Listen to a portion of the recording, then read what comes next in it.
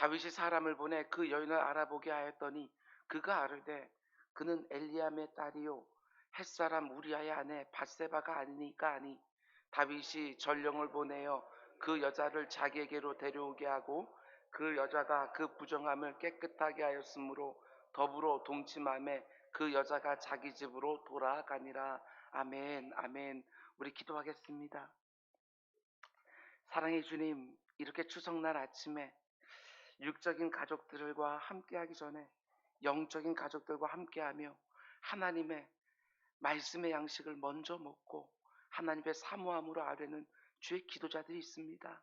주님, 이 자리에 하나님의 복을 가득 가득 부어주셔서 아버지 하나님 육적인 복과 영적인 복으로 부요하게 하여 주시옵소서. 우리 사랑하는 우리 부모님들 가운데 속에 연로한 육신으로 인하여 아버지 몸이 힘든 분들도 있습니다. 내 주 아버지 하나님, 여기서 기도할 때에 아버지 하나님 그분들의 그 연약한 육신 가운데 하나님의 회복해 하심과 치유케 하심의 역사 볼 수 있도록 주님 인도하여 주시옵소서. 우리 사랑하는 가족들 가운데 영적으로 약한 분들도 있습니다. 내 주 아버지 하나님, 그 가운데 또한 함께하여 주셔서 하나님을 인격적으로 만나는 복된 시간들 속히 올 수 있도록 인도하여 주시옵고, 아버지 하나님 죄사함의 은총과 돌이킴의 은총 아버지 하나님 누릴 수 있도록 주님 인도하여 주시옵소서. 특별히 아버지 하나님 새벽마다 아버지 하나님 예배를 섬기는 우리 구자균 권사님, 주님께서 은혜 위에 은혜를 더하여 주셔서 그의 아버지 하나님 통증 가득한 육신을 압니다. 주님께서 아버지 하나님 세밀하게 만져주셔서 오늘 특별한 시원케함이 있는 하루가 될 수 있도록 주님 인도하여 주시옵소서. 아버지 하나님 교육자들이 아버지 하나님 사랑하는 가족들과 함께하기 위하여 빈자리에 아버지 하나님 우리 준영 형제와 준서 형제가 방송실을 지키고 있습니다. 내 주 아버지 하나님 그들의 인생 가운데 함께하여 주셔서 하나님이 열어주시는 은혜 볼 수 있도록 주님 인도하여 주시옵소서. 아버지 하나님 다윗곰이라는 태명으로 기도하다가 하나님께서 붙여주신 김윤이라는 이름을 가지고 이 땅을 아버지 하나님 힘있게 시작한 주의 사랑하는 자녀로 기도하는 할머니 권사님의 아버지 하나님 기도의 제목이 있습니다. 주님 건강하게 추석 명절 함께 할 수 있게 하신 거 진정으로 감사를 드리고 계속해서 명절을 함께 하면서 하나님께서 어떻게 그를 더 지혜롭게 하고 더 복되게 하는지 볼 수 있도록 인도하여 주시옵소서. 이 모든 말씀 예수님의 이름으로 기도드렸습니다. 아멘, 아멘. 여러분 잘 오셨습니다. 오늘도 좋은 날인 줄 믿습니다. 복 많이 받으시기를 주님의 이름으로 축복합니다. 아멘, 아멘. 계속해서 사무엘서 말씀 봅니다. 오늘은 72번째 시간으로 오늘 말씀의 제목은 내 사랑하는 가정 안에 죄가 틈타지 못하게 하라. 하나님이 주신 복이 많이 들어와도 그 가운데 죄가 틈타게 되어지면 복을 복으로 누리지를 못합니다. 그 복도 죄를 더 짓는 도구가 될 수 있습니다. 그런 면에서 이런 기도 제목 추석날 새벽 아침에 우리가 드려야 될 줄로 압니다. 하나님 우리 가정에 죄가 틈타지 못하게 해주십시오. 우리가 지금까지 다윗의 모습을 쭉 봐온 것처럼 다윗은 지금 자기 인생의 최고의 절정을 누리고 있습니다. 하는 일마다 하나님이 도와주셔서 정말 많은 복과 은혜를 누려온 것이지요. 예루살렘 성을 함락하고 그 성에 법궤를 모셔왔습니다. 주변에 있는 모든 대적들을 진압하고 나라의 요소요소에 적임자들을 다 세워서 왕권을 든든히 했습니다. 거기에다가 사울 집안, 원수 집안에 남은 무비보셋에게 은총까지 베풀면서 참 귀한 모습도 보여주었습니다. 한마디로 일사천리의 은혜, 손을 대는 것마다 승승장구하는 복, 육적인 것만이 아니라 영적인 복까지 다 누리고 있는 모습을 보여준 것이지요. 절대로 무너지지 않을 것 같은 다윗의 견고한 모습이 쭉 이어지고 있는데 너무나 안타깝게도 오늘 본문에서부터 너무나 허망하게 무너지는 다윗의 모습을 보게 되어집니다. 오늘 본문 11장에서 시작하여 사무엘하 말씀이 끝나는 24장까지 다윗의 생에 참 많은 눈물과 질고가 있는 것을 보게 됩니다. 지금까지 우리가 보았던 다윗의 모습은 절정을 향하여 거침없이 올라가는 모습이었다면, 오늘 본문에서부터는 전부 다 내리막길로 내려가는 고통과 아픔을 보게 되는 것이지요. 이런 생각이 들었습니다. 사람들 중에 나는 다를 것이다, 이렇게 생각하시는 사람이 과연 누가 있을까? 이렇게 신실하고 위대한 다윗도 넘어지고 있는 것이지요. 단 한 사람의 예외도 없이 의인은 없나니 하나도 없다. 로마서 3장 10절 말씀이 정말 맞습니다. 그렇다고 해서 다윗이 넘어지는 모습을 보면서, 아니 다윗과 같은 사람도 넘어지는데 내가 넘어지는 것은 너무 당연한 거 아닌가, 이렇게 생각하면 안 됩니다. 어디서 넘어지고 왜 실패했는가를 생각하고 경계하고 근신해야 되는 것이지요. 다윗과 같은 인물도 넘어졌기 때문에 나는 얼마나 쉽게 넘어질 수 있는가를 잘 기억하고 나의 연약한 부분을 잘 다스리면서 죄에 지지 않고 죄에 기회를 주지 않도록 나를 딱 다잡아놓는 기회로 오늘 본문을 봐야 되는 것이지요.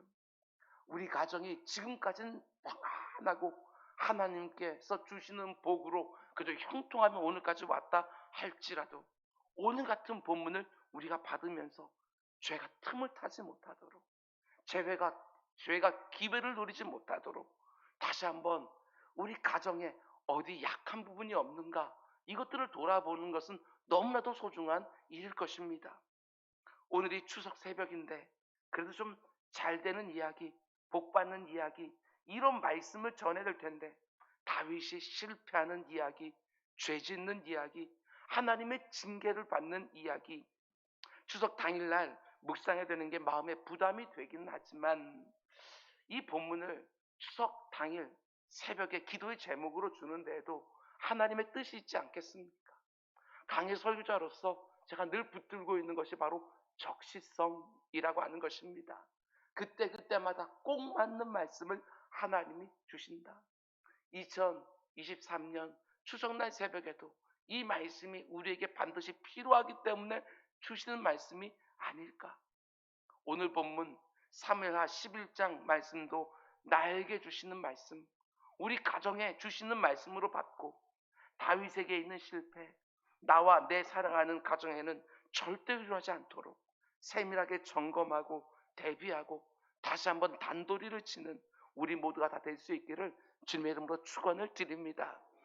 다윗의 처참한 실패를 다루고 있는 11장 말씀, 유명한 말씀이시요, 다윗이 밧세바와 간음을 하는 그런 장면입니다.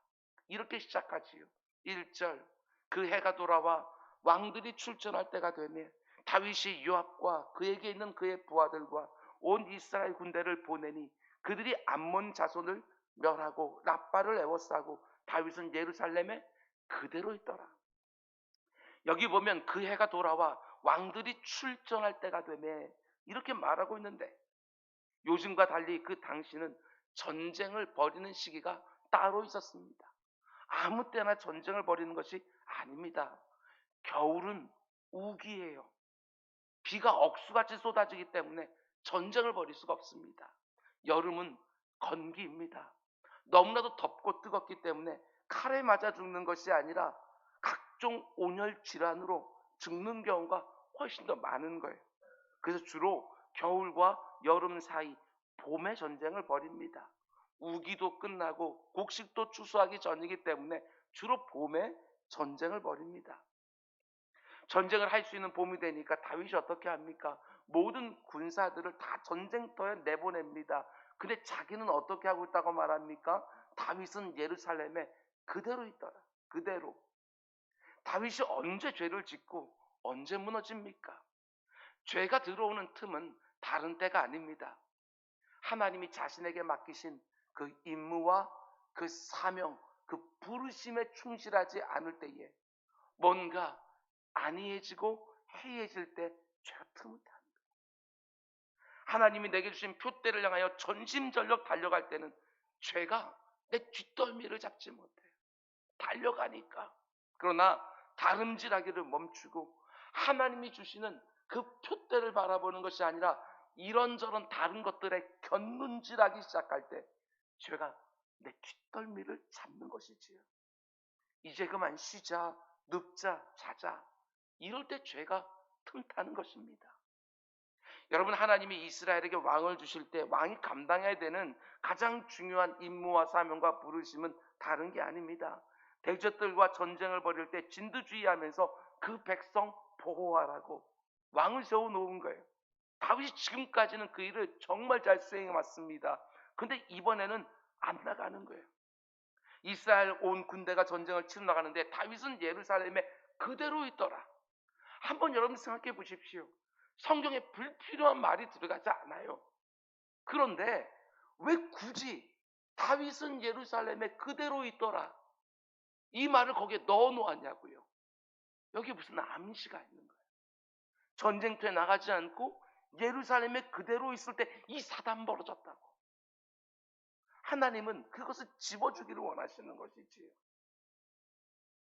다윗이 왜 전쟁터에 나가지 않았을까? 예루살렘 성에 왜 그대로 있었을까? 그것은 자기가 안 나가도 전쟁에 이길 게 너무 확실해 보이는 거예요. 지금 전쟁을 벌이고 있는 암몬이라는 나라는 지난번에 암몬 군대를 용병으로 고용하고도 패한 나라입니다. 그리고 지금은 그 남아있는 암몬의 잔당들과 벌이는 전쟁이니까 이건 해보나마나 이긴 전쟁이에요. 늘 이런 때 문제가 생기는 거 아니겠습니까? 해보나마나 이긴 전쟁, 이렇게 생각할 때 꼭 여기서 문제가 생겨요. 이스라엘 백성들이 가나안 정복 전쟁을 벌일 때에 정말 마음 가운데 속에 막 초긴장된 상태로 하나님만 의지하고 하나님의 방법만 의지하고 온 백성이 한 마음이 되어서 여리고성을 뺑뺑 돌 때는요, 큰 승리를 거두었어요. 그런데 눈에 보이는 작은 아이성, 그걸 보면서 3,000명만 보내자. 그때 정말 크게 패했어요.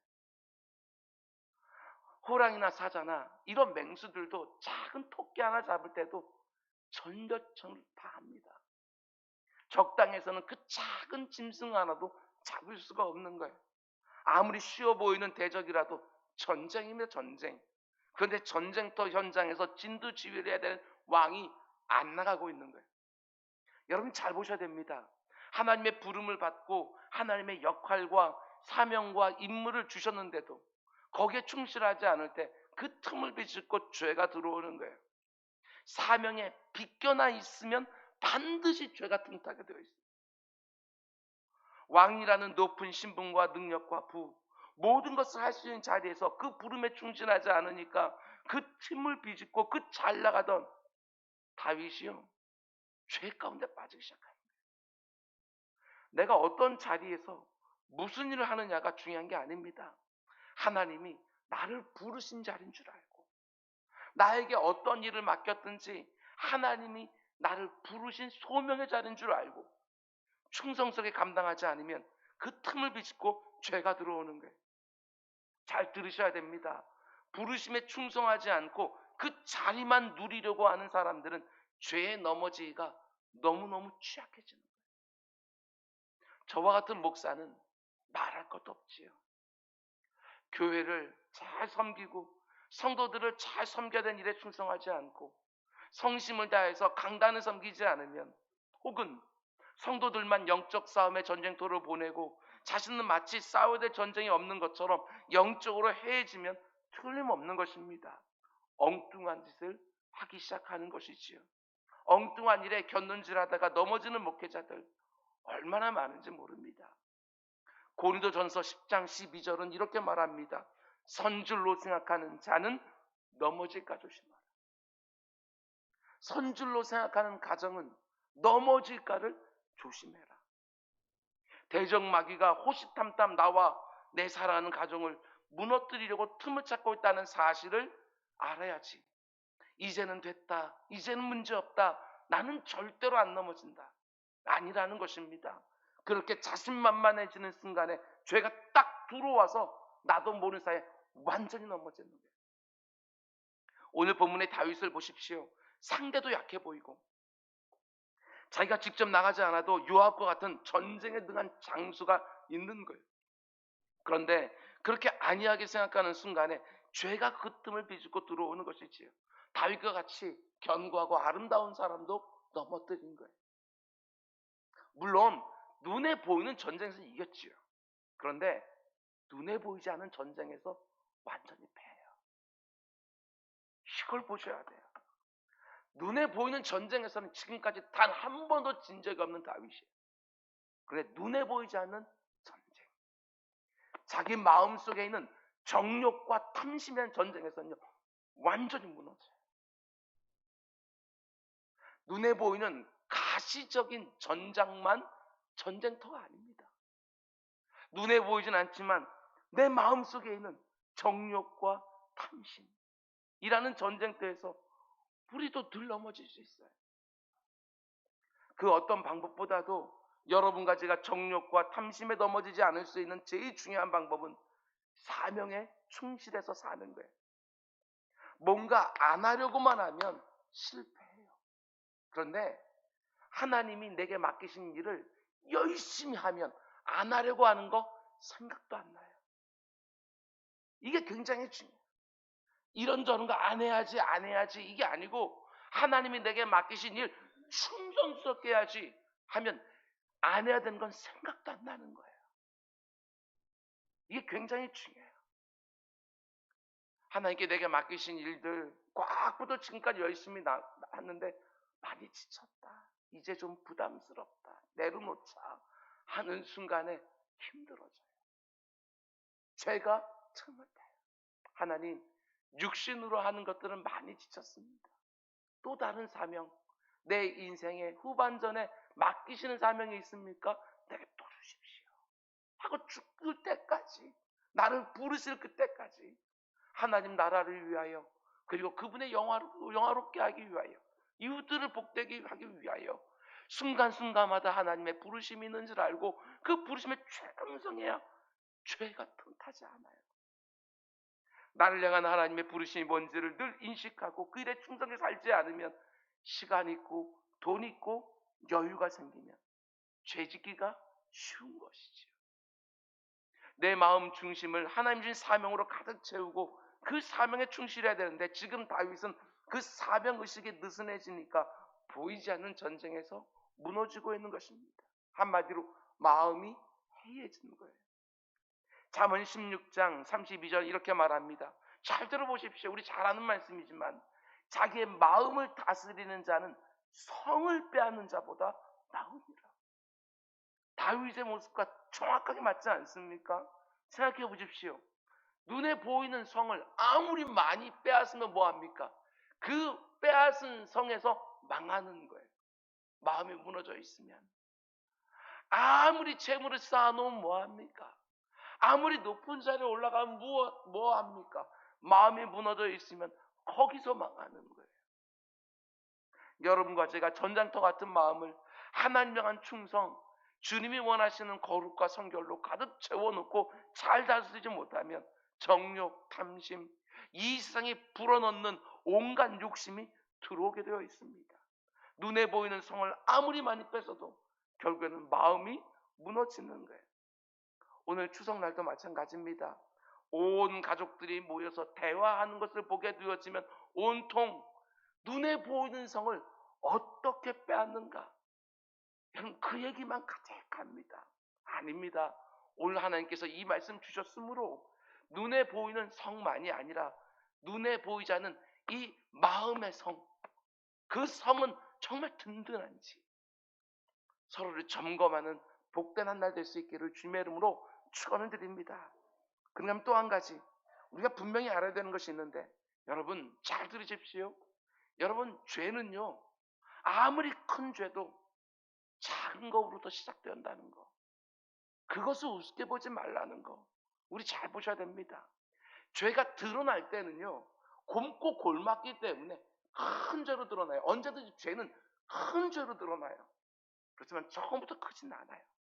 언제나 작은 것부터 시작되어져요. 간음죄, 살인죄 이게 얼마나 큽니까?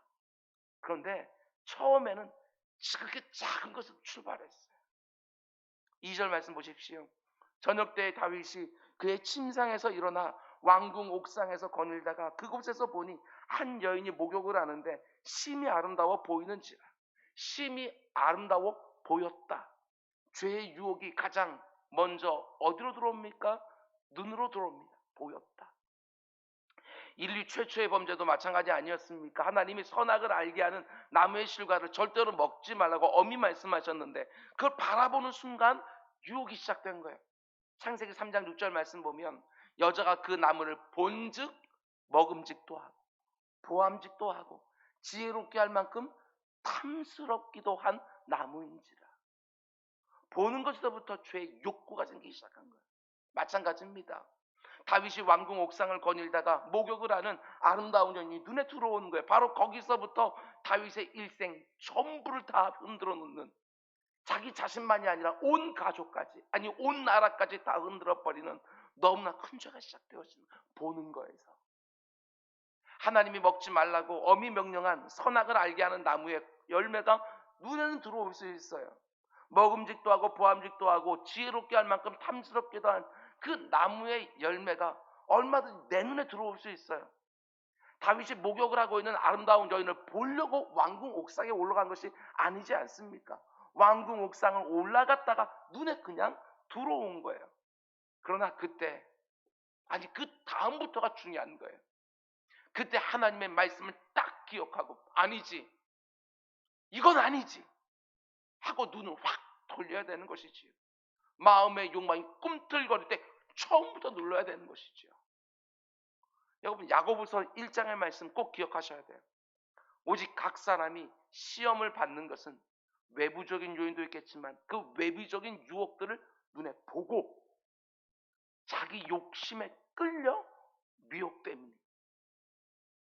욕심 작은 거예요. 근데 욕심이 잉태해서 죄를 낳고 죄가 장성하여 사망을 납니다. 작게 시작해서 정말 치명적인 것으로 계속해서 자라나는 거예요. 어머니 모태로부터 악한 죄성을 가지고 태어난 내 안에 이런저런 욕망이 있어요. 욕망.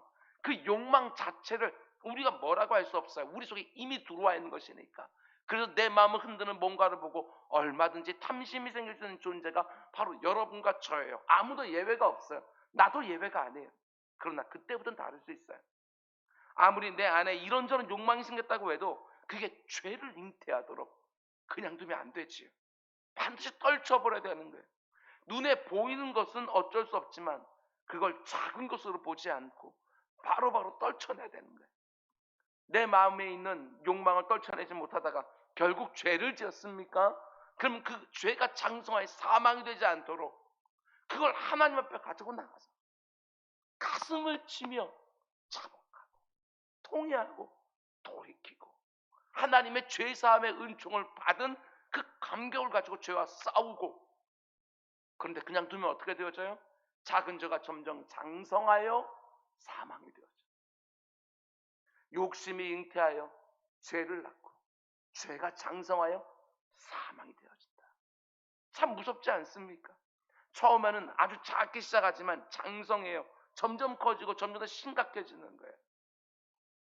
그런데 다윗이 어떻게 합니까? 우리가 알고 있는 그 다윗이 아닙니다. 다윗의 눈이 어두워지기 시작하니까 어떻게 하는지 보십시오. 다윗의 눈에 아름다운 여인이 들어왔어요. 그때 다윗이 3절 다윗이 사람을 보내 그 여인을 알아보게 하였더니 그가 아뢰되 그는 엘리암의 딸이요 햇사람 우리아의 아내 밧세바가 아니니까.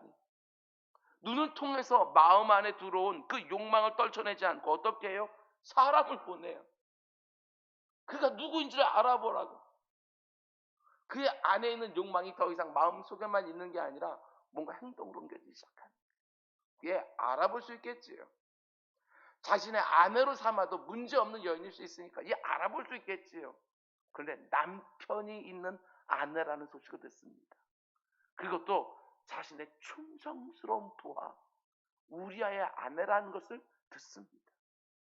생각해 보십시오. 이게 얼마나 좋은 기회입니까? 지금이라도 떨쳐버릴 수 있는 너무나 좋은 기회잖아요.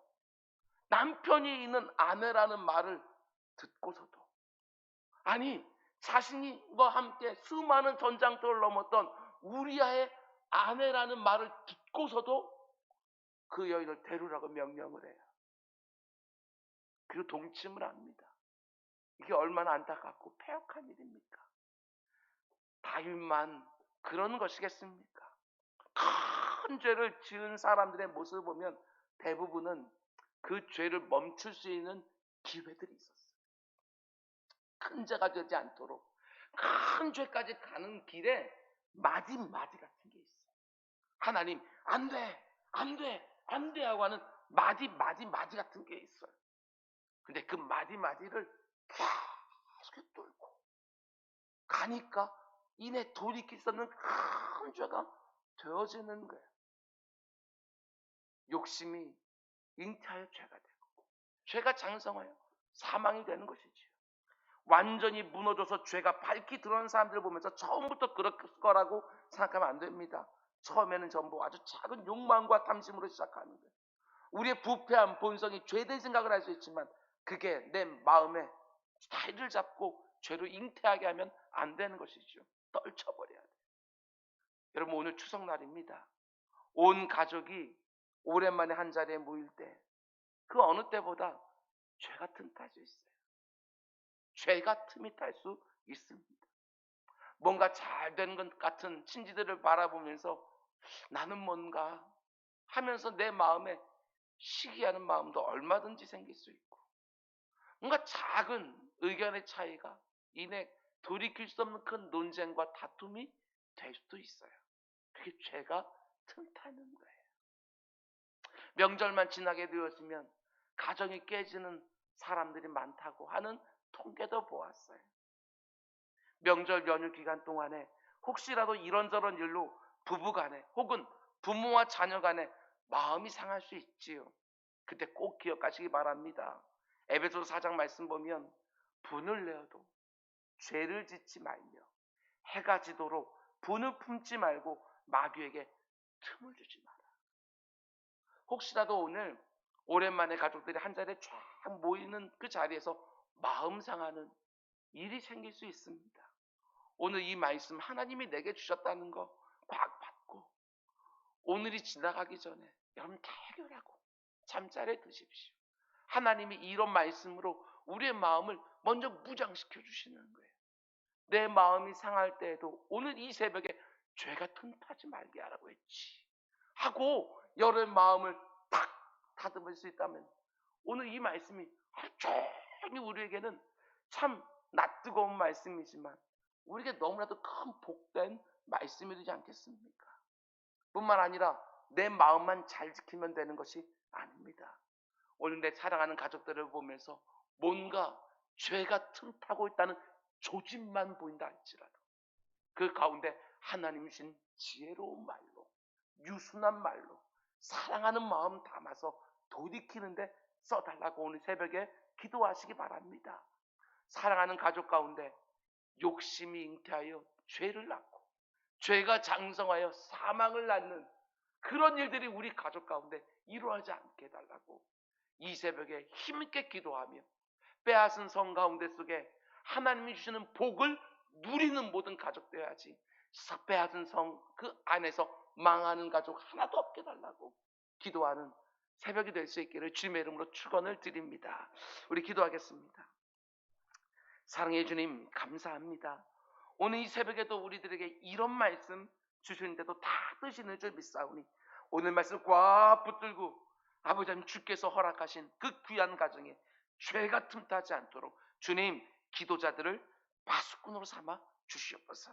오늘 이 새벽에도 가족들 놓고 기도할 때 그 가운데 영적인 상태까지도 눈에 들어올 수 있게 해주시고 오늘 그들을 만났을 때 참 지혜롭고 유순하고 사랑하는 마음으로 그 모든 것들을 잘 전달할 수 있는 복된 기도자들 또한 될 수 있도록 인도하여 주시옵소서. 이 모든 말씀 예수님의 이름으로 기도드렸습니다.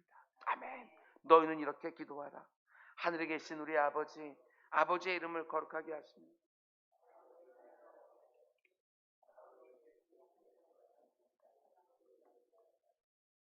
오늘 우리에게 일용할 양식을 주시고 우리가 우리에게 잘못한 사람을 용서해 준 것 같이 우리 죄를 용서하여 주시고 우리를 시험에 빠지지 않게 하시고 악에서 구하소서. 나라와 권능과 영광이 영원히 아버지의 것입니다. 아멘, 아멘.